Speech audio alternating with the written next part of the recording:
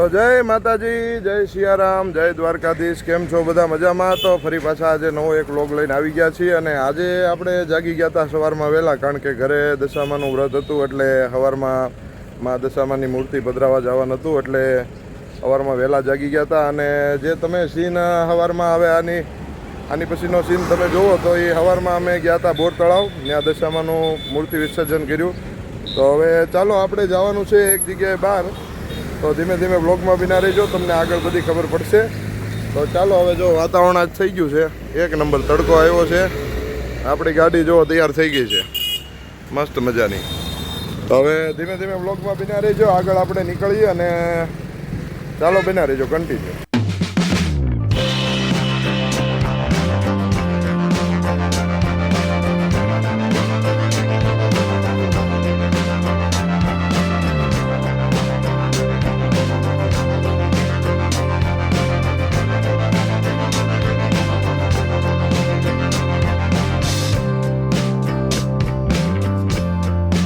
તો જો મિત્રો, આપણે પહોંચી ગયા છીએ ચોગટના ઢાળે, અને મસ્ત મજાનું વાતાવરણ તમે દેખાડું એક નંબર. આમ જો વાતાવરણનું, અને વાહે જુઓ તમે, જોઈ લ્યો વાતાવરણ છે એક નંબર. અને અમે અહીંયા ઊભા છીએ ને અહીંયા બોર્ડ એક ભાળી ગયા છીએ, તમને બોર્ડ બતાવું. જો અહીંથી દીપડો દેખાય તો શું કરવું. તો અહીં વાતાવરણ છે મસ્ત મજાનું, અને ચારે બાજુ ડુંગરા છે. અને અહીંયા ઊભા છીએ, એક ગાડી અમારી વાહે આવે છે તો એની વાટે ઊભા છીએ. હાલો લગભગ આવી ગઈ છે જો. અને અમારે બાપુ જો શું છે બાપુ? જય માતાજી. કેમ છે? સારું ને? હાલો તો જો બધા આવી ગયા છે કમ્પ્લીટ. હવે આપણે ધીમે ધીમે નીકળીએ આગળ. મિત્રો અહીંયા ખેતરમાં જો પાણી ભરાઈ ગયા, આમ જોઈ લો, આખું ખેતર પાણી પાણી જોઈ લો. અને મિત્રો એક બીજી વાત હતી, આપણે જે જગ્યાએ ઉભા રહ્યા હતા ને આગળ મઢી છે, તો એનો ઇતિહાસ આપણે બાપુ આગળ જાણીએ થોડોક. બોલો બાપુ, બોલો. ધુંધળીમલનું મંદિર છે અને રૂવાપુરીમાં અહીંથી હાલીને વયા ગયા હતા રૂવા. દટણ ચોપટણ વલભીપુર આખું દટણ ચોપટણ થઈ ગયેલું હતું. એવો બહુ મોટો જૂનો ઇતિહાસ છે. તો મિત્રો ધુંધળીમલની વાત આપણે સાંભળી, પણ લગભગ મેં 4 થી 5મી વાર આ વાત સાંભળી છે.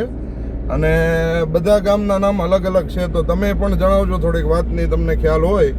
અમારે અહીંયા વલભીપુર નજીક એક વાત બની ગઈ છે. આ વલભીપુર અમારે અહીંથી નજીક છે, આવો અહીંયા ચોકટના ઢાળેથી 10-12 કિલોમીટર હશે. તો ત્યાં પણ એક ધુંધળીમલ થઈ ગયા અને એને દટણ સોપટણ કરી નાખ્યું હતું. અને બીજી એક વાત હતી, એમાં તે બીજા 2-3 ગામનામાં મને ગામની ખબર છે, તો ન્યાય સેમ ટુ સેમ આ જ વાત થઈ છે. તો તમે પણ જણાવજો આમાં શું વાત છે, આખી વાત શું છે, કેટલા ધુંધળીનાથ થઈ ગયા, ધુંધળીમલ કેટલા થઈ ગયા એ પણ જણાવજો. તો ચાલો હવે નીકળી આગળ. એક જ એને આપતા અને બધી જગ્યાએ લોટ માગી આવીને અને માતાજીને રોટલો કરી દેતા. અને નાથ ધુંધળાનાથ બાપુ હતા, એને આરોગતા, સમજ્યાથી. પછી ધીરે ધીરે પછી એને એમ શું કહે છે, એક જગ્યાએ અપમાન થયું, એવું બધું થયું, એટલે એને શ્રાપ આપ્યું, એવું રટણ પટણ થઈ ગયા. પછી માને કીધું કે તમે હાલવા મળો, બરાબર, જ્યાં સુધી તમે તમારે એવું નહીં થાય ત્યાં સુધી હાલવા મળો, તમને એવું લાગે ને આદમી ઉભા રહી જાય. અહીંથી નીકળી ગયા અને પછી આવી ઘટના પછી.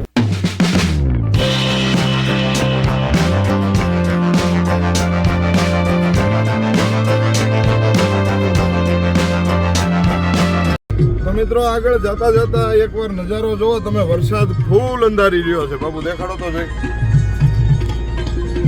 જોઈ લો, વરસાદ ફૂલે ફૂલ.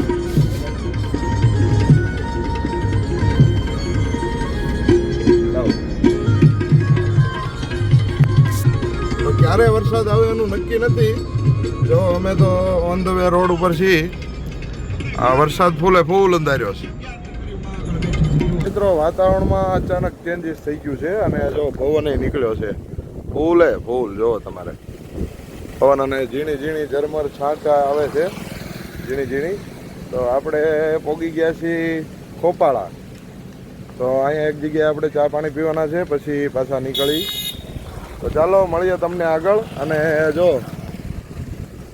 ચેન્જીસ થઈ ગયો છે વાતાવરણમાં. જો વરસાદ ને વાવાઝોડું જોઈ લો. હાલો તો હવે નીકળી આગળ. તો ફાઇનલી મિત્રો જો ચા પાણીને એવું પી લીધું છે ને ચાલુ વરસાદમાં અમે નીકળી ગયા છીએ. જો ચાલુ વરસાદ ચાલુ છે ને અમે પલળતા જઈએ છીએ, કારણ કે થોડીક નાહવાની ઈચ્છા થઈ છે. જો વરસાદ ફૂલ આવી જાય તો હા તો નાહી લેવું, પણ હવે નહીં આવે એવું લાગે. જો છાંટા તો ચાલુ થઈ ગયા છે, તમને દેખાતા હોય તો. અમે જો હાલ્યા આવી છીએ. ફોનનો વાંધો નથી, ફોન વોટરપ્રૂફ છે આપણો. દરિયામાં નાખી દો તોય નો એને કાંઈ થાય. कैसा लगा मेरा मजाक? એના તો આપણે 2 લાખ આપ્યા છે. હા, ફોનના 2 લાખ રૂપિયા આપ્યા છે. तो क्या नाचो भाई? એને કાંઈ થાય એમ નથી. ચાલો હવે ધીમે ધીમે નીકળી આગળ. મિત્રો જો આપણને ઠેકાણે પગવા ન દીધા અને ફૂલ વરસાદ દેવા માંડ્યો છે. જો તમને દેખાતું હોય તો જોઈ લો. અમારે અહીંયા ઊભું રહેવું પડ્યું નીચે. અમે જો ઊભા છીએ લાઈનમાં. ટ્રેક્ટરનો અવાજ હતો પણ હવે હાલો અહીંયા ઊભા રહી છીએ. હાલો તારે ભાઈ. તો ફાઇનલી મિત્રો જો બધું કામ પતી ગયું છે અને હવે આપણે ઘર બાજુ જવા નીકળી ગયા છીએ. અને અહીંયા જો બધા અહીંયા શું છે, nature call. It's a nature call. ક્યારે આવે એનું નક્કી નથી, એટલે રસ્તામાં આવી ગયું એટલે જો બધા ઊભા રહી ગયા છે. કુદરતી આફત કહેવાય આને તો. શું છે, કાંઈ નક્કી ન કહેવાય. Nature call. કોણ એ તો ભાઈ એ બધું લેવાનું તો હોય જ ને.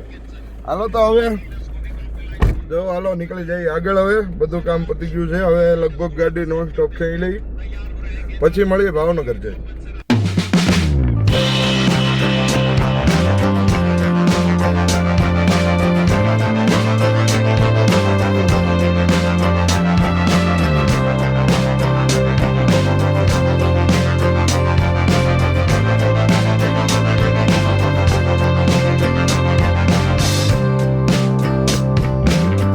મિત્રો નાનો એવો વોટ લઈ લીધો છે આપણે, અને ગાંગળે પહોંચી ગયા છીએ.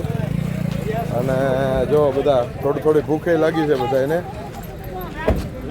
અને અમારા બાને તો બાપુ જો મારો વ્લોગ સાંભળો બાપુ મારો વ્લોગ જોતા હોય તો બાને થોડાક પૈસા આપજો. પૈસા હારે નથી લાવતા અને મારે દેવા પડે છે બધું. એટલે હવે વ્લોગ જોતા હોય બાપુ તો પ્લીઝ રિક્વેસ્ટ છે મારી, બાને થોડાક પૈસા દો. કેવું છે બાપુને કઈ? લ્યો કહી દો. ના લ્યો.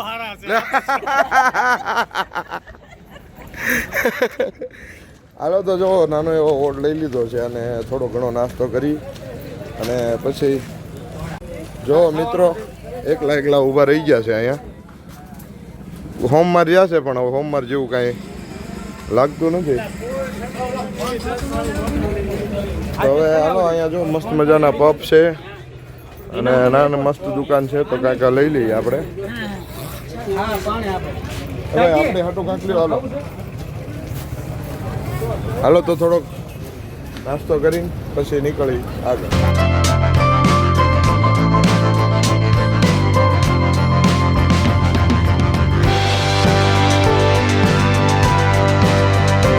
મિત્રો ભારે થઈ ગઈ, ઘર આવ્યું ને ઉતરતા નથી. હવે કાકા ભારે કે ઉતરો ને ભાઈ. યાર ભારે કરી ફોન. હવે આ મોડું કેટલું મારે થતું હોય. એક તો માઇન શેડ્યુલ ફિક્સ થયું હોય બધું, પણ હવે ક્યાં પહોંચ્યા? હાલો તો હવે આવે છે તો હાલો ઉતરો તો હાલો, ખબર પડી ગઈ. ચલો મિત્રો, ચેનલને સબસ્ક્રાઇબ કરજો, ફોલો કરજો, લાઈક કરજો અને સબસ્ક્રાઇબ અને ફોલો ને વધારે ચેનલને વધારે વ્યૂઝ મળે.